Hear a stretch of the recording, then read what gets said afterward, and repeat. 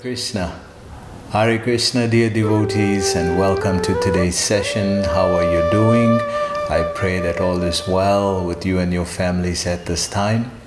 So we are at a very beautiful section of great strength and wisdom that is coming forth in the Bhagavad Gita at the moment.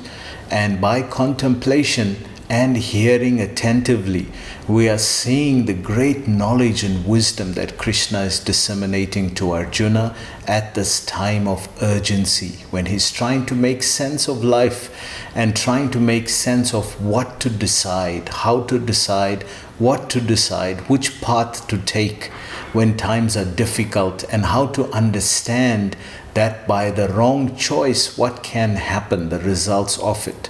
So Krishna has thus far been speaking about the Sthita Pragya, this person who is Samadhi Stasya Keshava, absorbed in Samadhi. And Arjuna was asking, how does he speak, how does he walk, what's his language, and how does he sit? So Arjuna is hearing very attentively about how this person is composed. And Krishna has been step by step, with great care and attention and affection, Krishna has been showing Arjuna and explaining to Arjuna what can happen if one of the senses get pulled. If one of the senses, not we have five, but if one of the senses get pulled, then what can happen to one? So thus far Krishna has been talking about the comparison between the yogi and the devotee, and how the devotee is able to maintain his composure.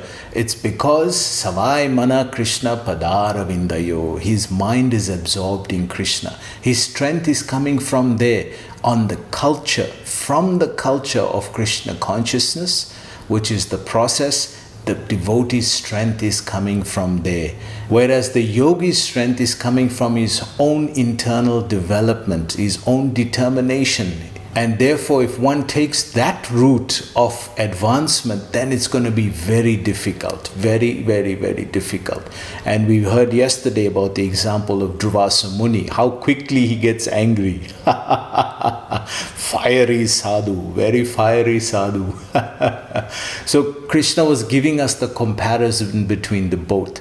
Now in today's verse, Krishna is going to explain to Arjuna that if you take the yoga path of determination and grit of the yogi, then what will happen when the senses get hold of you? How one gradually falls down, how one gradually slides. So it happens. So just like the yoga process is called Astanga Yoga, the eightfold process of climbing up to Samadhi, from Yam and Niyam, the rules and regulations, right up to Samadhi is an eightfold process. So too, there's an eightfold process of decline. So too, there's an eightfold process of falling down from what happens at the first moment to the mind when one is caught up by the serpents of the senses. So let's explore that step by step. In the next two verses, actually, Krishna is going to break this down. So in today's verse, he's talking about the first four stages. Let's have a look at this. First, he laboriously drills a hole in a giant ant heap when he is sure a baboon is watching him, because he knows baboons are incurably inquisitive. Next, he puts some wild melon seeds into the hole and works them in so that they drop into a hollow. Then he saunters off, knowing the baboon is burning with curiosity. The baboon doesn't trust that human being at all, so he plays it cool. But he's dying to know what gives in that confounded hole. Finally, Mr. Inquisitive can't take it any longer. He's got to know what's in there. He reaches in, grabs a fistful, and now his hand's too big to come out. If he had the sense to drop the seeds, he could free his hand.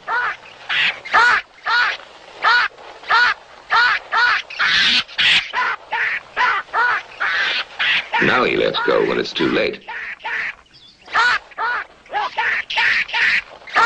Bhagavad Gita, chapter 2, verse number 62. Dhyayato vishayan punsaha Sangaste subhajayate, sangat sanjayate kamaha, kamat krodo bijayate. Translation: while contemplating the objects of the senses, a person develops attachment for them. So this is the first step Krishna is describing, that it's very natural for the working senses to be attracted to the sense objects. But as the soul, we have the prerogative of connecting that on the spiritual platform. If we don't, then the mental mechanism of the mind takes over and it simply connects the mind to that object. And when the mind is already agitated, as we've been describing, from the millions of desires that are there from previous lives, and now with what is being added to that list from the outside world, the mind becomes more and more and more and more agitated. So the mechanism or the panacea for that is to connect the mind to the spiritual platform. Or as yesterday Krishna revealed, Mat Paraha, that he is that spiritual platform we've been talking about all this while. The transcendental nature, the transcendental platform, the spiritual connection, that is Mat Paraha, that is Krishna. Directly he revealed himself yesterday as the Supreme Personality, and that the yoga process is meant to connect to him. So in today's verse, he's giving the decline. How does the senses pull one? Because if one knows this, one understands one's triggers. One understands what will inspire and motivate one, and one also understands where one's weaknesses lie and how to avoid being disturbed by such a situation. So the first step Krishna is describing here, while contemplating the object of the senses. So everything starts in the mind. And as we described that in the mind, millions of desires are surfacing all the time, every moment. So the first thing I learned when I went to the monastery was to learn how the mind works. Because once you know how the mind works, you can control it. And once you can control it, you can focus it. You can't focus or concentrate something you don't understand. And to add to that, there's also stimulation coming from the five senses from the outside world. So the mind is being bombarded. And because we have to act, the mind now has to choose which desire it's going to focus on, which one is most self-serving. So it focuses and it chooses. And once it does that, then it starts to act to fulfill that. So while contemplating, so in that moment, if you can catch your mind there, and the secret that Krishna is giving here is a very simple one, but a very deep one. So the first assessment is, can I use this in Krishna's service? Can I use this on the spiritual platform? If I can't, immediately discard that desire. Because the more you work with it, the more you allow it to infiltrate and to disturb on a mental platform, then while contemplating the objects of the senses, what happens? Let's see next. A person develops attachment for them. So while thinking about it, you think that it only came up once. It hasn't given up yet. It comes up, it sees your response, and then it goes back down. And if you showed any inclination towards it, it'll come up again and it'll go back down, and it will repeatedly do this. And you know, when you repeatedly do something, you develop attachment for it. So gradually it tempts you, and eventually it surfaces. And when it surfaces, then it forces you to give it attention. And once you start giving it attention, Krishna is saying attachment desires. So first step, contemplation. Second step, attachment starts coming. Once the attachment starts developing, now what happens? Then from such attachment, lust develops. So what is lust? Lust is not just the carnal pleasures that we run after. It's not just the sexual desires. No, it's hankering for one's own sense gratification. Because what is being expressed as carnal pleasures is simply an expression of one's own selfishness. It's simply one way in which the contaminated mind is expressing itself to enjoy separately. It's through sexual desire. That's just one way. But lust means a tendency to want to enjoy separate, to hanker for something and to want to enjoy it separate from connecting it to the spiritual platform.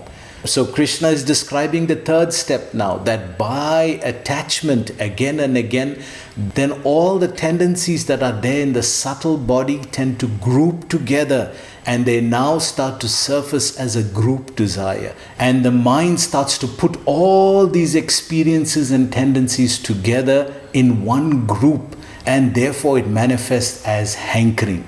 So just see, at first it was just a thought, contemplation, while contemplating. At first it was just a thought, but because you gave it attention, where consciousness goes, energy flows.